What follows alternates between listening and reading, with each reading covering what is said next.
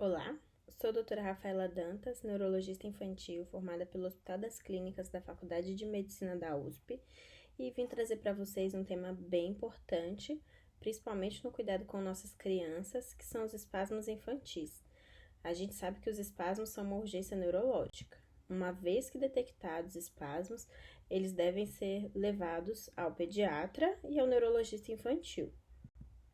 Eles podem fazer parte da síndrome de West, constituindo um tripé de sinais e sintomas que sejam a presença dos espasmos, uma parada ou regressão do desenvolvimento neuropsicomotor e a presença de um eletroencefalograma com hiposarritmia. Essa parada ou regressão do desenvolvimento, elas podem ser vistas quando os familiares observam que a criança adquire algumas habilidades e depois ela para de evoluir, ou ela regride, ela perde essas habilidades. Pode ser uma criança que antes já tinha sorriso social, parou de ter. Uma criança que antes pegava objetos, parou de pegar objetos. E a gente tem que, esse padrão do eletroencefalograma, ele pode ser detectado, a hiposarritmia pode ser detectada com o exame não invasivo, que é o eletroencefalograma. Os espasmos são movimentos involuntários de etiologia elétrica, que ocasionam uma flexão do tronco, uma flexão até mesmo dos membros inferiores, dos joelhos, em torno do tronco, do abdômen. A criança pode apresentar eventos de abdução dos membros superiores, que sejam abrir os bracinhos. Elas podem, junto com isso, fazer versão ocular, que os olhos olham para cima, isso tudo ocasionando em muitos poucos segundos, é muito rápido, esses eventos são muito rápidos, podem ocorrer um atrás do outro, principalmente durante o despertar, quando a criança acaba de acordar, ou quando ela está caindo no sono, durante o adormecer, que é o que a gente denomina espasmos em salvas.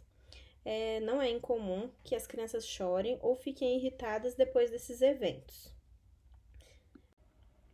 Muitas podem ser as causas da síndrome de West. É bem comum que sejam ocasionadas por encefalopatia hipóxico-isquêmica, que sejam crianças que durante o período perinatal, durante as primeiras horas ou dias de vida, tenham sofrido alguma falta de oxigênio no cérebro. São crianças que em alguns momentos podem ter apresentado necessidade de reanimação neonatal, tiveram notas de ápiga ruim, precisaram ser entubadas na sala de parto, ou que durante o período no CTI neonatal tiveram algum evento mais grave, tenham nascido prematuras e tenham tido algum sangramento de sistema nervoso central, por exemplo. Algumas infecções congênitas também estão associadas à síndrome de West, como por exemplo a toxoplasmose. E a gente tem também que podem existir causas genéticas que ocasionam a síndrome de West.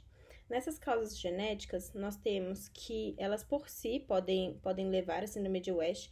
Algumas variações, algumas alterações de alguns genes podem ocasionar essa encefalopatia epiléptica e do desenvolvimento, mas a gente também tem que algumas doenças genéticas ocasionam malformações do sistema nervoso central, como por exemplo uma polimicrogiria, uma lisencefalia, uma hemimegalencefalia, que podem levar a síndrome de West. E a gente tem também algumas doenças genéticas que levam a doenças metabólicas, como por exemplo a fenilcetonúria, que pode ocasionar a síndrome de West, ou até mesmo uma deficiência de vitamina B6. E a gente tem também o grupo das doenças criptogênicas. O que quer dizer isso? Após uma investigação extensa, com exame de imagem, uma ressonância, após uma investigação com teste genético, não foi detectada uma causa que justifique a presença da síndrome de West, a gente define como etiologia criptogênica, não foi identificada alguma causa.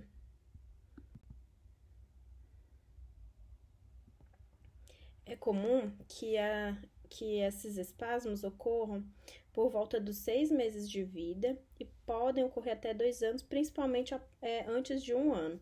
Essa é a faixa etária mais comum que esses espasmos ocorram. A gente tem também que existe uma incidência um pouco mais aumentada da síndrome de West com crianças com síndrome de Down, comparado com crianças que não possuam síndrome de Down. E a gente sabe que depois da síndrome de West, depois do desenvolvimento da síndrome de West, algumas condições neurológicas podem estar mais associadas, como, por exemplo, deficiência intelectual, e até mesmo a presença da criança dentro do espectro autista. As medicações de tratamento que nós possuímos no momento são os corticoides. A gente tem a prednisolona, liberada já no Brasil para esse uso. A gente sabe que nos protocolos internacionais eles trazem o ACTH, mas não é uma medicação de fácil acesso ainda no Brasil. E de medicação antiepilética que a gente também pode lançar mão é o uso da vigabatrina. A vigabatrina é um antiepiléptico de escolha para casos de espasmos, é a primeira opção. É uma medicação que a gente começa geralmente uma doses mais baixas, que vão aumentando, com uma velocidade de aumento mais rápida do que a velocidade geralmente quando a gente vai suspender mais para frente essa medicação. E a gente também tem que ter alguns cuidados quanto aos efeitos colaterais da vigabatrina, principalmente visuais, que são descritos, que podem contraindicar o uso um pouco mais prolongado dessa medicação. A gente tem que algumas crianças não vão conseguir controlar com essas medicações de primeira linha e a gente acaba lançando mão do uso da dieta cetogênica, que está bem indicada para síndrome de West, ou outras medicações antiepilépticas, como por exemplo topiramato, nitrazepam ou até mesmo levetiracetam. Existem outras opções terapêuticas também. E o objetivo do nosso tratamento vai ser sempre cessar os espasmos e tirar essa criança desse padrão eletrográfico de hiperarritmia, porque a gente sabe que tanto os espasmos quanto a hiperarritmia prejudicam o desenvolvimento dessas crianças. O desfecho, quando a gente instala um tratamento para síndrome de West, a gente sempre tem como objetivo o controle das crises e fazer com que essa criança se cure da síndrome de West. Nem todas vão se curar plenamente e terem um bom desenvolvimento neuropsicomotor após. Algumas crianças acabam evoluindo com epilepsias focais, o que não é incomum. E a gente também tem que algumas outras crianças acabam evoluindo com outras encefalopatias epilépticas e do desenvolvimento, como por exemplo a síndrome de Lennox-Gastaut, que tem um padrão específico de crises e um padrão eletrográfico específico. Em suma, o objetivo de eu ter trazido esse tema para nosso estudo é que muitas vezes esses espasmos eles podem passar desapercebidos, eles podem ter o diagnóstico atrasado. É até comum, não é incomum, serem confundidos com eventos de refluxo ou outras alterações. E a gente sabe que esses espasmos eles atrapalham o desenvolvimento da criança. Eles podem interromper e regredir os marcos que a criança estava apresentando e futuramente ter um prognóstico pior. Ser uma criança que tenha uma encefalopatia epiléptica do desenvolvimento. Então, caso vocês tenham alguma dúvida de que seus filhos apresentem algum desses eventos, levem ao pediatra, filmem, levem ao pediatra e levem ao neurologista infantil também. Um abraço.